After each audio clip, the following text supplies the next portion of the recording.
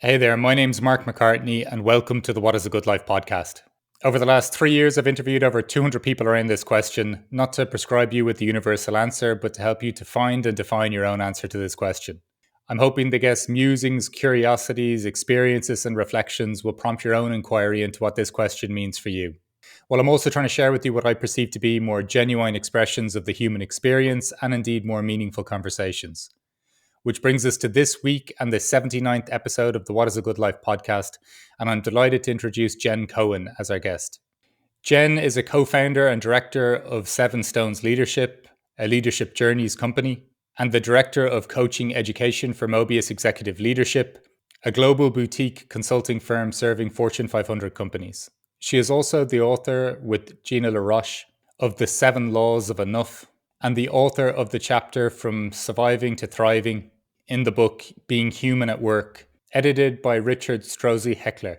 Her coaching and training are distinguished by her studies in several communication technologies, along with quantum physics, ontology, neuroscience, psychology, trauma, both individual and collective, somatics, and systems thinking. Jen is a Master Certified Somatic Coach with the Strozzi Institute and holds a master's degree in applied psychology with an emphasis on systems theory. In this captivating conversation, Jen shares with us her lifelong questioning of what is truth and what is reality. She speaks of her journey from experiencing trauma in her childhood to continuously seeking a sense of truth and the emergence of her path and experiences with bodywork and healing.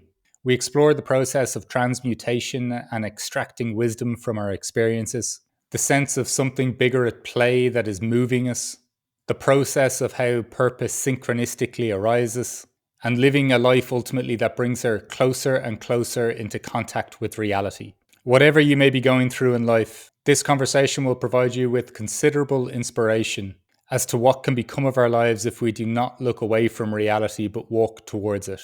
While Jen shares her considerable wisdom and insights from her own examined life of inquiry, giving us all much to contemplate. Look, I took a tremendous amount from this conversation. Having interviewed so many people for this podcast and having so many meaningful conversations outside of it, I can still say it's kind of rare to be in the presence of someone who shows up the way that Jen does. So I think you're going to take a lot from this conversation and both the embodied sense of the wisdom in which she's expressing and also the insights that she's sharing. And if you enjoy this episode, please like, share, and subscribe. And if you're on the podcasting platforms, please continue to leave your lovely reviews, as I greatly appreciate your support at this stage of my podcasting journey. And please check out the show notes below if you'd like to check out more of Jen's work, her company, and her book, as well as for ways of contacting me and also checking out the podcast newsletter. So that's all I have to say this week before this week's interview, and I look forward to carrying on the conversation with you next week. So without further ado, the 79th episode of the What is a Good Life podcast. Jen, thank you very much for joining me today on the What is a Good Life podcast. Since speaking to you quite recently, I've been really looking forward to having this conversation. So much appreciate your time today. Likewise. I'm looking forward to it. Thank you for having me. Thank you very much for having me. The pleasure is mine. So look, the first question, Jen, as I tend to kick these things off with, is the question of, is there a question you're trying to answer as you move through life? I think there are a few. I've never had the question phrased to me the way you're phrasing it, which is, I think, really beautiful and interesting. Mostly people say, the red thread. They ask, what's the red thread through your life? Or the thing you've always had your attention on. Or I don't know. There are other ways of asking what I think is a similar question, but I love your way of framing it. And let's just say I've had my attention my whole life on what is the truth? What is the truth? And then I think connected to that question, which would not have been visible to me as a child, but is very visible now, is another question, which is like, what is reality? And should I say something about where I feel like those two questions got born, the petri dish they got born in? Yeah, please, wherever you want to go with it. Yeah. So there wasn't a lot of either in my early years. So I was always trying to sort. What's the truth? what's a lie? Because it seemed to me like everybody was lying about most things. And then this, like, and what's real is, therefore, if I can't discern the truth, reality is definitely somewhat in question. Because for me, it looks like everything you just said is a lie. And then my next question is that me? Is that you? What is real here? And the good news about that, which I think is interesting and mysterious, is that a lot of people would take those two questions and say there's something wrong with me. Like, I can't figure out what's true and I don't know reality. I must be crazy. And I had some of that. But I also had a deep suspicion that something I was seeing was accurate and they were actually really lying.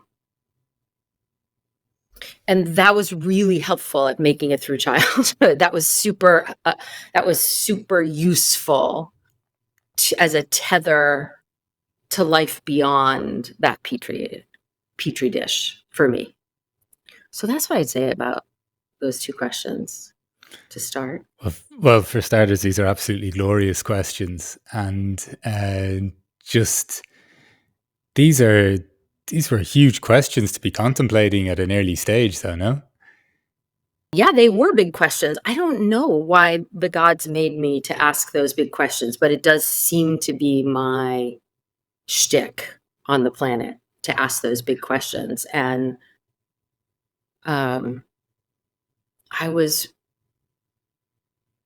remember being 10.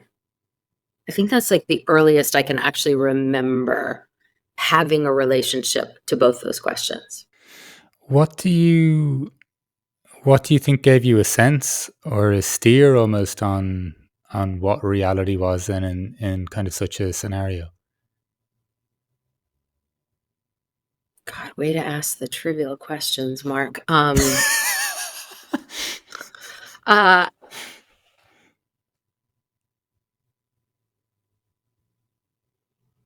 mean, I have two answers. One is takes you right to the mystery of like Right. how a human is constructed, if you will, all the contexts that press on a person, all the lineage, potentially all the past life, like all of that. And then there's the psychological.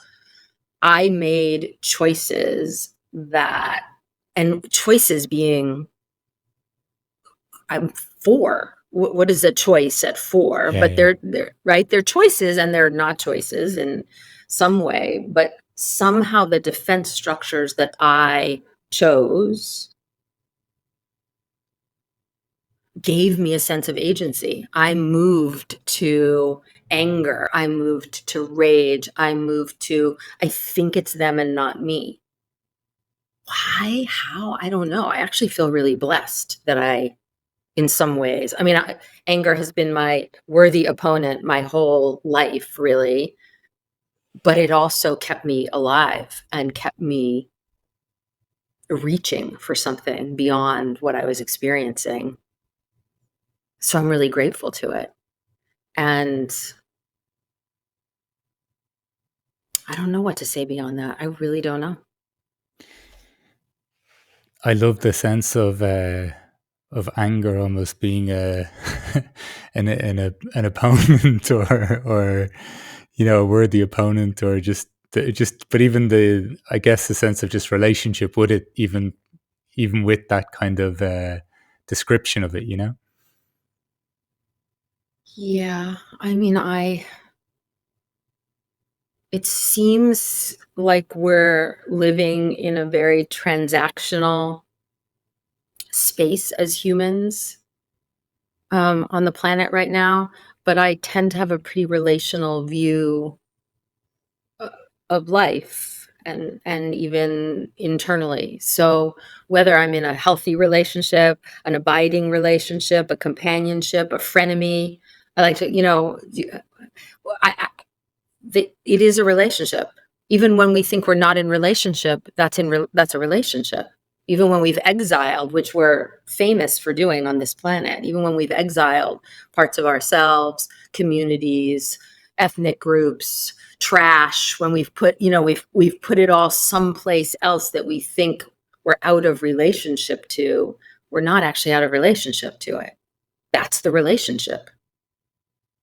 So I've had a very long and interesting relationship with anger, and it's felt more like an enemy at times, especially if I've taken anger out on someone I care about. And being angry in particular at my father in my household saved my life. Right. So that's a complex relationship, like a lot of like most human relationships. Yeah, completely. Like it's when the longer I sit with it, and I think sometimes if I just, I don't know, let it all flow through me, and I don't mean that in the sense of like I'm just in this perpetual flowy state that can have resistance that can show up in many different Yeah, in right. ways. But the more I try to look at everything, there's almost less firm ground to stand on in defining anything one way or the other. Like there's, yeah, but if I didn't have that, well, then this wouldn't have happened in my life, or whatever way it will go. Like, so I'm not trying to say in this very trite way or Shakespearean way. It's like nothing is good or bad, but thinking it makes it so. But it's very, I don't know. It's very hard to just pin some of these things down and say, as you said, like friend, enemy, relationship, servant, help, hindering, whatever it may be. Yeah, makes me think of something. Think it's slightly a tangent from where you're standing right now, but what came up for me when you said all that is I have one teacher that I study with, and he says, past experience that was hard that we would probably put in the bad category if we were doing that thing that humans do of categorizing. Once that's metabolized, really truly metabolized, where the wisdom is extracted and the waste is discarded, and it's been transformed into something else from what it started as. Once that process, if God willing, someone has the chance to go through that process, then the experience just is wisdom. That's all that's left. And improperly metabolized or not metabolized at all, if it's not given the holding, it sours into rigidity and what we'd call in Western psychology pathology. It hardens and reifies and gets trapped, just like something getting trapped in the digestive system that doesn't have the proper proper digestive juices, if you will. If we kill the metaphor, then how can I pound this metaphor into the earth? But it works, it works because things get stuck. And when they get stuck, they fester and they sometimes do transmute, but generally not in a favorable direction. What do you, just even with this lovely kind of pointing to a process in which wisdom is what we can be left with. What do you see wisdom as almost like the last shred of something then in it, like in holding some truth in it then, or how would you kind of view that transmutation from something into wisdom?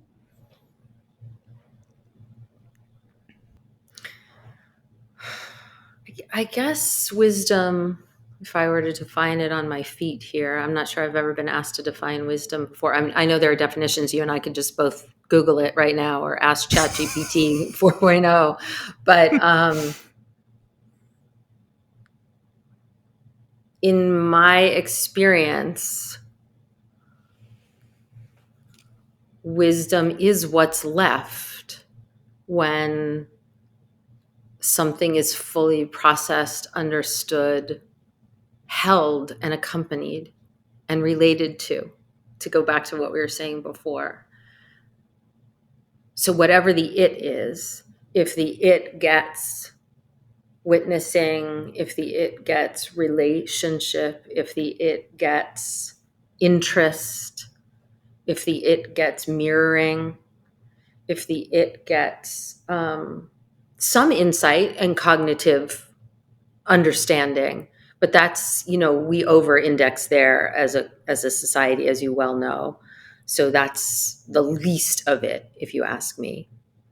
um but it is a piece for Yeah. sure. But if the it gets all those things, the alchemy of that is the gift I was supposed to get by having to go through that. And when we're able to say, not in a new age, like, oh, my trauma was a gift, like, not like that, not in some sort of Pollyanna-ish way, but like, no, no, you actually walked the hard road of the thing, and not like you'd wish that it happened, but that it happened is part of what got you to this moment. It's just part of the thing. And if it wasn't that thing, it would have been some other thing, because we apparently don't get away without having the things on this Yeah. plane. Well, I'm very glad you didn't reach for Google, because I thought that was absolutely beautiful. Oh, good. So good. I know afterward, though, I will. I'll be like, what does Google have to say about wisdom? Yeah. But there's but I think you've captured something really important there, though, in the sense of, and you touched on it too, with almost an over lenience on, or reliance on, the cognitive side of things. It's why, even if someone quite wise pulls us aside and says, I don't think you should do this, or this may not work, or this may not be helpful, or we might read a fantastic book and our life doesn't suddenly, just go 180 degrees from where it is. I think there is something kind of just gorgeous about the fact that it is your own personal road or path, or part of the journey, or in whatever way you want to describe that. And that's what it can yield. And as you say, not in some trite kind of way of silver lining a cloud, Right. um, but that it is just, there's a kind of a gorgeous process to that. From your perspective, then, just when you started off with these huge questions in life, and you're saying even how anger served you within that, or even just holding on to your idea of, um, this is okay, now I can trust that I still have some sort of sense of what reality is, and I don't need to overly question myself. How did Mm. this investigation, or these questions, and therefore kind of quests, evolve then for you as you went through life? Miraculously, in a way. I mean, the first stage was falling apart. So that wasn't so glorious, but I guess necessary. And the falling apart from the early trauma was um, about 22. So that's pretty early on the road of life. Um, and thank God. I mean, I just, if on the days that I question whether I've lived a guided life, I just have to look back at this sequence, because it really did not have to go this way. It really did not have to go like this. But I was falling apart and having a lot of symptoms from early childhood trauma, and met somebody who said, and I thought I was crazy. I mean, I was like, okay, at that point, I actually thought I was going mad. Um, and she said, you're not going mad. You were abused. You need to go to the college counseling center yesterday. So go now. And I was like, so first somebody offered reality. Like, somebody said something that was true. And then somebody else, so I went to the counseling center, and that was great, but then somebody else said, I want you to meet a body worker. And I said, what, pray tell, is a body worker? And But I trusted her, and she said, I don't know what she said. She said something when I asked the question, what's a body worker? And I went, and I had a very big opening in that one session. And in some way, it looked like both my questions could be answered. I mean, none of that was really conscious in that way. I'm tracking these 2 questions, right? Yeah, Blah, yeah, blah, blah. But I felt like the truth was available through the body. And I was being offered reality and the truth at the same time. And I basically followed a trail of body workers, the way one might follow a trail of breadcrumbs, I guess. I followed it. I went to, I can't remember, some kind of body work. I can't even remember. Then I went to a Hakomi therapist. And then I ended up in San Francisco and worked with a body worker who I would say saved my life. You know, she started to piece me back together and give me a container in which to understand the rage, process the rage, metabolize, tell the truth, etc., and begin to construct a very deteriorated self by that point. And then she said, there's this training I want you to do. And I was like, I don't really want to do that training. That doesn't sound like the kind of training for me. So she worked on me for some time. She did body work on me, but she worked on me like, no, I really think you should do this training. And finally I was like, okay, I really love this person and she will not shut up about this training. And so I guess I'm going to go do the training. And so I went to bodywork school. And you could say the rest is history, but it began, that whole decade was really a quest for the truth, to understand what on earth was my body telling me, what on earth had actually happened to me, because I had really put memories of what had happened to the side, or, you know, in a box buried deep. And some of what had happened was really, really early. So there was, it was very precognitive, very, very, very precognitive. And so, and since I was curious about the truth and about reality, there was no stopping me at that point from the quest to understand my own experience and understand how on earth I could have had that experience. How could that have happened? How could nobody have noticed? How could nobody have stopped it? How could I have forgotten it? There were so many questions that demanded, for me anyway, answers, or at least an investigation. And so then it was just like to the next stop on the road. And I guess I'm still asking, what's the truth and what's reality? Not like that particular truth. I'm pretty clear on all that at this point. And here we are in the era of post-truth, the post-truth era. Looking for the truth, the post-reality era, looking for reality. So it still seems like a relevant quest, I guess you could say, in this moment. But that's it. What do you think that that teacher that you really respected saw in you, even to continuously suggest this to you?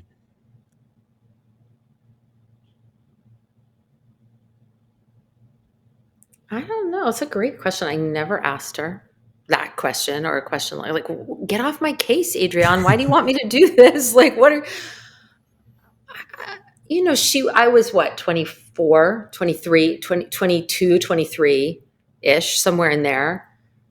She was maybe 30, 32. She had just had a baby. Maybe some part of her saw herself in me. She also had a trauma history. She was also a seeker of the truth. I think she knew the way that training had changed her life and set a course for her life. I was not at all clear I did not graduate from college with any sense of what on earth I was going to do, other than be in the therapist's office really quite frequently. and pour cappuccino, which I think I said to you last time, it is the destiny of a philosophy major, which is what my undergrad degree was. So at Right. that level, I was fulfilling my cappuccino destiny. I wasn't going to get a PhD in philosophy, which is the other destiny for a philosophy major, or at least obvious destinies, right? Um, and I was drowning. I don't know. It's a beautiful question, but she saw something.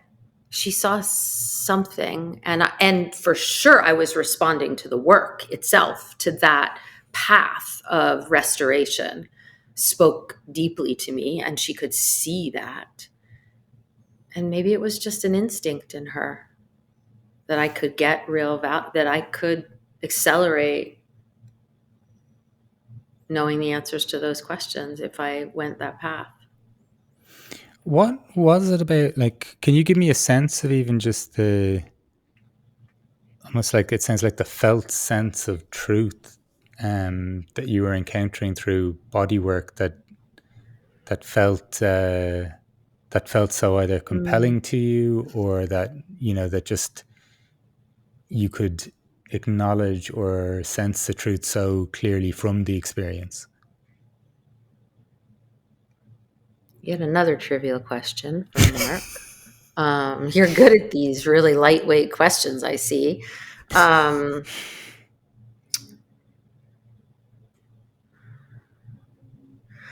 it literally felt like a direct experience of the truth. My body writhing, my sense of somebody coming toward me that made no sense and then made sense once I was in my body. All the fragments. It's like I used to talk about in those early days, I would talk a lot about remembering, like literally felt Right. like I was being put back together again through this embodied pathway. And even if I didn't, and I think this is really common in early trauma, there's so much doubt and so many questions and so much sense of, because of the way memory is stored, and long-term memory and short-term memory and implicit memory and explicit memory, all of that goes on in the brain. It's a very tricky business. And what I could rest in is what I knew to be true here, which still is tricky, because the body tells the historical truth. It doesn't necessarily tell the truth of the moment, Okay. but it does tell historical truth. And I felt sane for the first time in a really long time. So I don't know. Does that address your That question? that absolutely answers it. Yeah. Just what you said there, though, just even this isn't necessarily even about your own direct experience. As we both try and catch our headphones at different times in this interview, my apologies for requesting you to wear them again. But the sense, though, of even now, and I guess even if you want to expand that to just people that even that you're in contact with, or guiding yourself, can you make that distinction of the body knowing things historically, but not necessarily knowing truth in the moment? Um, could you expand upon that? Yeah. I mean, unfortunately, early trauma like sexual abuse, physical abuse, those kinds of traumas, very personal, relational traumas, as opposed to like 9/11 in the United States, or large, they have their own tapestry of textures and knowings, but those traumas, well, they do a couple of things. One, they collapse time. So uh, past becomes present and future and doesn't stay in the past. And because of that, you can see the place where past time looks like present time, but it isn't actually present time. And a really easy example in the context of trauma, which is not easy, is say I'm wanting to be intimate with my partner. And but my body starts to register incredible danger. My body registers abuse. And so I shut myself down and say no. And I might even be confused that my partner really might want to hurt me. Like I might start to actually get confused in that moment. So that's where time collapses and there's a real confusion. What is past and what is present? So the body tells the story, but I've hopefully, and this is not always the case, but like in my case for sure, I did not have a partner that wanted to hurt me. That was not what was happening. But my body was registering incredible danger. So that all has to get uncollapsed so the present can actually be the present. And then, and it goes back to what we were saying about if I actually can do the depth of work that's required to metabolize fully and alchemize fully those past nodules that have become the present and the future, if I can engage thoroughly in that alchemical process, then I actually arrive in present time for the first time. That's what I mean about historical truths versus the truth of the moment. And it becomes really tricky to live life not knowing whether you're in the past or the present. It's amazing. I know you said at the start, look, what gives someone the capacity, even if you want to say resilience or whatever word you want to use, and someone and somebody not. It sounds incredible though, the desire you had for like understanding the truth. Like you know, there's sometimes even just when things can be going pretty well or going pretty okay in life, that we may want to look or look away or maybe just not look reality fully in the face. It sounds absolutely remarkable that you, when you said that you embarked upon this process, that you were just, okay, I want to know more, I want to understand more. That sounds completely, I don't know, that sounds just kind of incredible, to be honest. Yeah, I mean, people have said that before. I don't know what to say to that. It felt so life or death to me. Right. As people would say, oh, you're so courageous. I'm like, I am desperate. If desperation and courage are the same thing, then groovy. Like, I'll take it. Then I'm courageous. But I am on my knees and I want a life. And so it occurred like, I think this distinction. I don't know whether we talked about it before but the distinction of choiceless choice. Right? We're at choice, but it's like something's moving through a person. There's a thrust towards something that's bigger than one's personality or one's small self choices.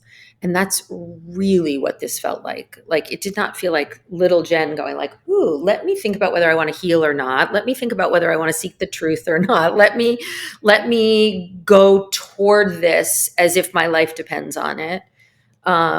It just was like, I'm either going to die or I'm going to do this.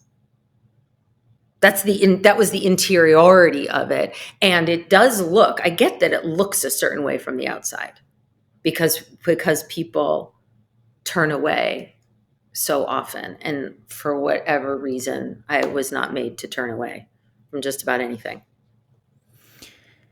When, like, for you then, this sense of even something, bigger almost coming through you as a like just in general in life, like was there always some sort of sense of something bigger or wider or something that we're connected to, or even just this lovely sense of almost something coming through us. So we're almost like a channel or a funnel for something, if you know what I mean.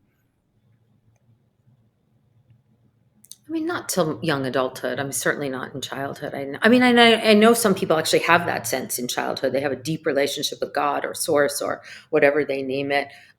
Often trauma survivors who really feel like they have no other refuge. I didn't have that. Um, but as I got handed from body worker to body worker, and then to Richard Heckler and Robert Hall in the early 90s, who literally set the course of my entire professional life. Like, as those things started to happen, I felt very much like this is bigger than me. This is something is moving the pieces on the chessboard in this way, not me. I didn't know how to find these people. I didn't know, and I could have easily ended up, I say this sometimes, I could have easily ended up in a psychiatric ward. Easily. Given my symptom profile, I could have ended up heavily medicated. I could have ended up in a lot of ways that did not happen. Instead, I got handed like the most gifted healers on the planet and this path of restoration and all of these wise teachers and guides and this incredible hunger to put all that together. It seemed by that point like, oh, something is afoot. Something's happening here. I don't know exactly what it is, but something is happening here. And I started to have a sense of a current or life moving through me, and me being a part of that, but me not being me not being the whole thing. This is a gorgeous image, though, of pieces on the chessboard being moved and you not necessarily moving them. And I know you're saying that you couldn't have found these people even if you tried. You didn't maybe even know that they exist, who they were, or whenever it was before they came into your life. Can you think of any moments where that felt very, like, I don't know, surreal or synchronistic or whatever way you describe it, like where you're just like, what the hell is happening right now?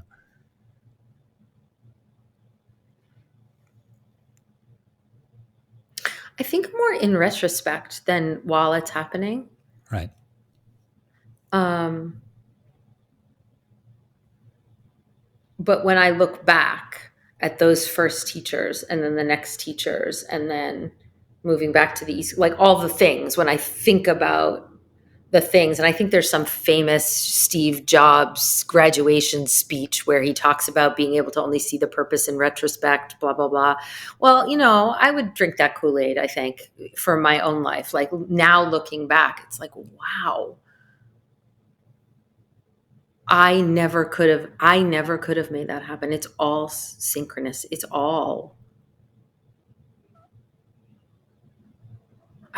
not like I'm not there, but it's also like I'm not there.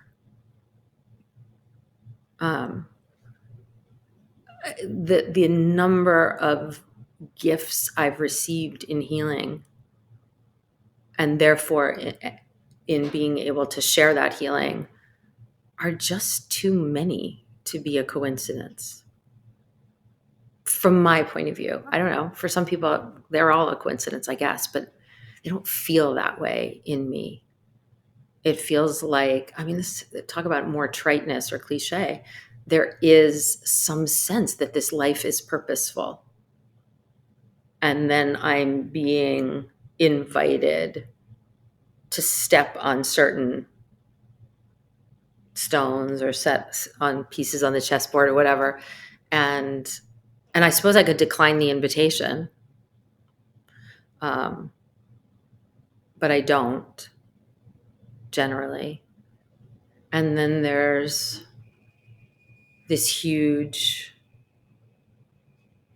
opening that happens from that engagement with that person or that community or whatever it is. So all that feels like synchronicity to me. Someone says something, hey, you want to go to this workshop with me? Like, okay. Why do I say okay? How did okay happen? Why did they say, do you want to go to the workshop? All that. How does that come to be? So, I don't know. What do you, and this is a question, another trivial question, as I'm sure you'll point Another out. But, bring it on, Mark. I like them. It's good. and it's something that I don't have a clear sense of for myself, even. And I don't think, maybe I don't even need to have a clear sense of it, though. I don't think it's that important. But with the sense of purpose and then almost what we could be invited to, and do you view our part in it more just saying yes or noticing when an invitation is made? Is it somewhat like, is something pulling us in a direction? Is it our own choice? Or how do you kind of see that sense of purpose? Because I kind of agree with you in the sense of kind of retrospectively or retroactively telling the story of our purpose, and not necessarily triumphantly stating just when the invitation is accepted, this is absolutely my purpose. See? Can you ask me the question again? Your sense of our part in that purpose. Is it something that you think Yeah. it's preformed almost, or is it that where the world or universe gives us invitations towards and we could accept or decline, or how do you kind of see that unfolding? I see it as a both and, I think.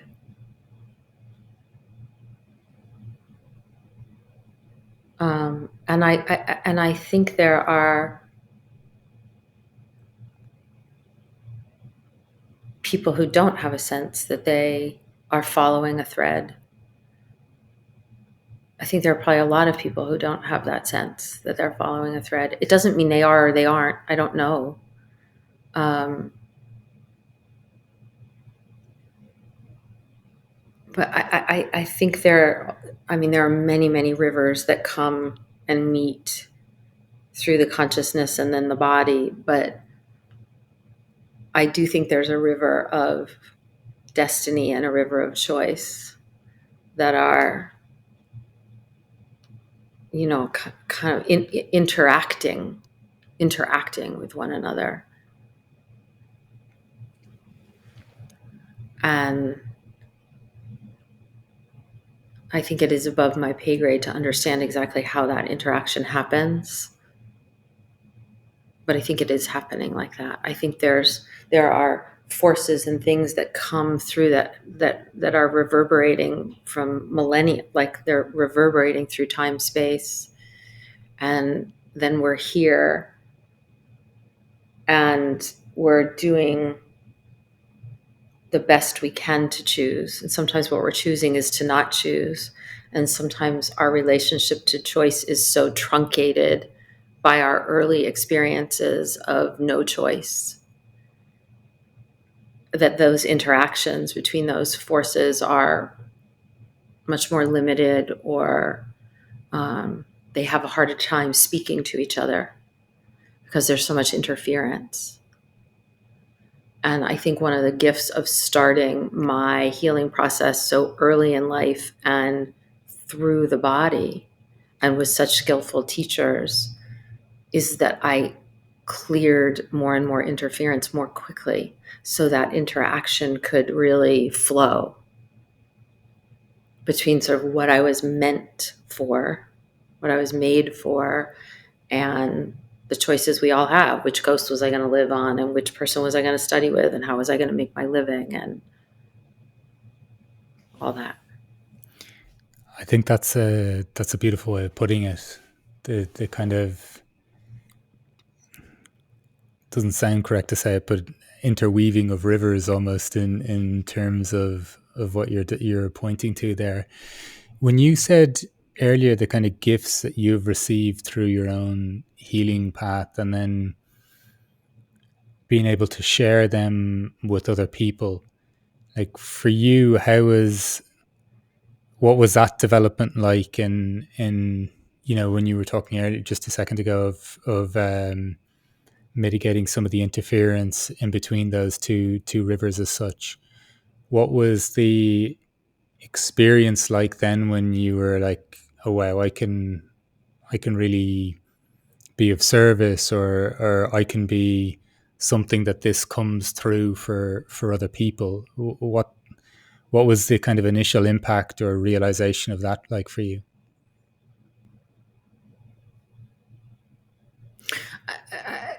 This is interesting because it kind of connects to this conversation about choice, which is, so I spent from the time I graduated, well, from my senior year in college to for sure till I was 27. And pretty much my full-time job, other than being a barista and a healthcare, whatever. I had a bunch of jobs, that a lot of people have in their early 20s. Right. And my real job was healing and scraping myself off the floor. And there was a certain point where two things happened. There were certain teachers who I thought, this looks like an amazing life. Like they have a cool life, like kind of just like, wow, they have their own schedule. They have their own time. They're really making a difference with people. They have so much wisdom. I wouldn't mind being like that. And then there was, wow, a lot of people when they graduate from college, they go get a real job. They go to grad school, and I'm busy here scraping myself off the pavement. I'm not sure what else I have to offer. So there was this part of me that's like, well, I might as well make good on this somehow, because I've spent a lot of time and all my money, and I have, I don't have a house, and I don't have a good job, and I have a crappy car. I don't have much to show for it other than this, which will be a fabulous segue to your final question.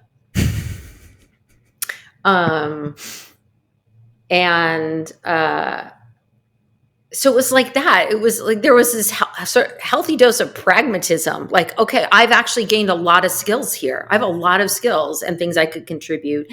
And these people have a cool life. And maybe I should pursue that a little bit.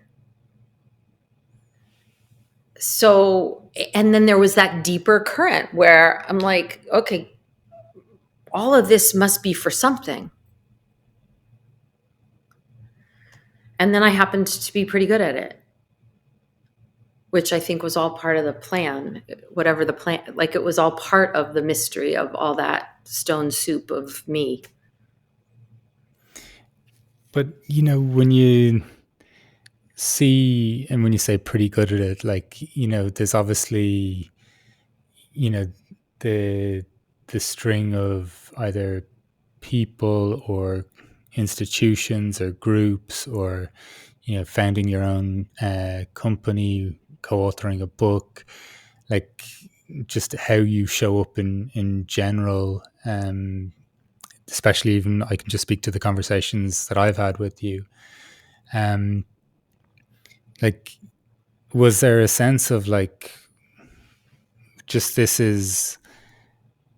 this feels right? Was there a sense of like, was it a sense of like realization? Like, how would you kind of describe it when you're at this point now, or even at different points along the way where it was you're getting very clear feedback from your environment that your presence was very welcome and appreciated and helpful, if you know what I mean?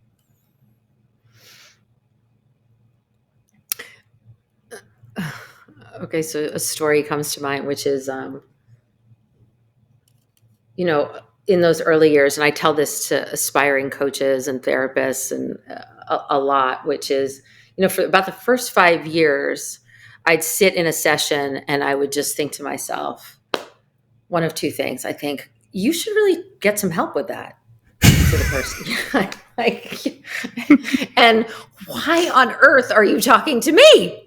And then the third thing I think is like, God, please do not abandon me in this moment. Like those were three very Right. continuous loops in the first few years. And God never abandoned me. And people kept coming back. And one time, one of my teachers, he looked at me and he said, stop listening to your mind and start listening to the people who come week after week and sit in the seat. And I was like, oh, okay, that's a different orientation. I said, start granting authority to the fact that they keep returning. What are they experiencing that has them return? That was a pivotal moment for me because I was like 28 and I still remember that conversation. So that was clearly a pivotal moment. And then there was this moment where I had a client and she said to me, you do not charge enough. And she wrote me a check for more than what my fee was that day. Those things happened around the same time in a way. Not in a way, they happened around the same, in the same year or something. And I thought, oh, okay, like, pay attention, Cohen. Just pay attention. The universe is talking. And then I would also say, I don't know. Again, this feels like it was just factory loaded for me, but I really wanted to be good at it. I really didn't want to be mediocre. I wanted to be excellent at it. And I was surrounded by some teachers who were truly, truly excellent. And I didn't want to be anything less than that. And those things just kept pressing on each other. The feedback from the world, this hunger or ambition, and then the modeling that was all around me, because I was lucky enough to be with people who had created amazing lives for themselves and were doing amazing work with other people. And I wanted to be them. So I had a North Star.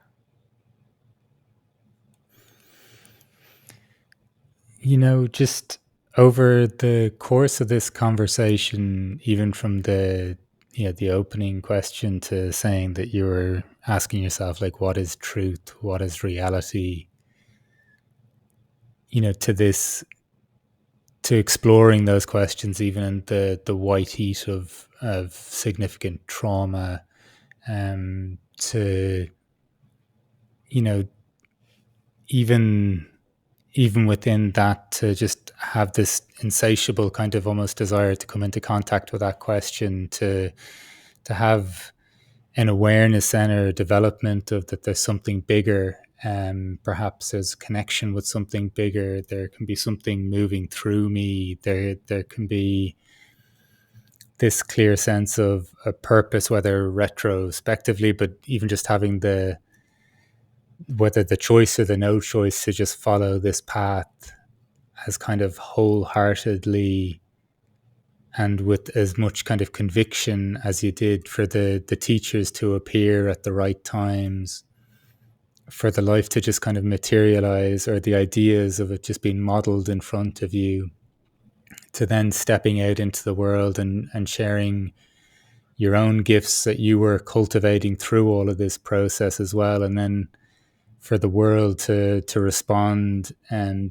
in such a way that it was kind of undoubtable, as to this being the path for you, and then also just this really strong conviction yourself then to become excellent at something that you truly loved and you could see was making a difference. I'm really curious then, just to ask you the question, as I do at the end, of what is a good life for you, Jen?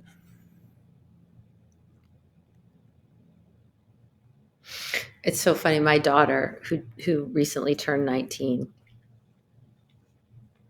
and has all of her attention, not bad or wrong, probably totally developmentally appropriate, on the outside world. She has a lot of attention on what other people, all the things you might imagine, including fashion and clothing and very expensive purses. She has a lot of attention on those things, which I keep wondering where she came from. But anyway, nonetheless. And she said to me, the other day, she says to me, she goes, "Mom, you're not really very materialistic, are you?"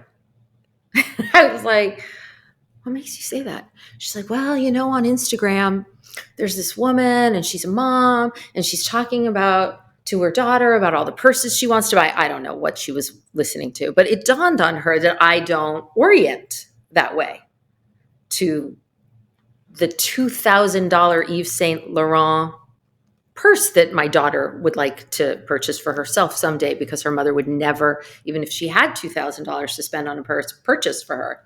So that is a long, circuitous route to the answer to your question, which is, for me, a good life is an interior life. It's the overused quote about, an unexamined life is not worth living. I don't know that I'd say it like it's not worth living. I don't need to be judgmental about it. But for me, there is no other life that would make a good life than an examined life, than a life where I'm inquiring and investigating those two fundamental questions. What is true? From what's true in the moment, to what's true about my life and my experience, to what's true about how we're all living, to, layers and layers and layers of the question. What's true in an ultimate sense versus a relative sense? And what is real? What is real and what is reality? What is reality? That's a well-lived life. That's as good as I've got. And I'd like to get as far I'd like to get as clear about those two things as I can by the end of this lifetime. I don't know if I'll get all the way to the level of clarity that a fully awakened being has, but that's the ambition now. It's not to be excellent. I mean, it's not like I want to be crappy at my job. I don't want to be crappy at my job, but the ambition lives in how much can I take the blinders off? How much more deeply can I see what is real and what is an illusion? And that, for me, is a good life. I don't think it's a good life for everybody, but it is a good life for me. Yeah, and the question is very much, what is a good life for you? Just acknowledging that sense of that it need not be for everyone. Yeah. For me, that sounds absolutely gorgeous. And I think even just when we're contemplating what wisdom may be earlier, I think that is the path towards that. And just from everything that you've shared, all the ways that you've shared it, I've got a very clear sense that I love conversations when I'm just getting a very clear sense that someone's just giving me what's just purely emerging within a conversation itself. So this conversation was really captivating for me, inspiring, and just really, really enjoyable. So I thank you very, very much, Jen, for joining us here on the What is a Good Life podcast today. Thank you for such really rich questions, some of which I had not thought about in the way that you asked them. So I really appreciate it. If I have the stomach for it, I'll listen to myself. So I can see what I said. But it's lovely what you're doing. Thank you so much.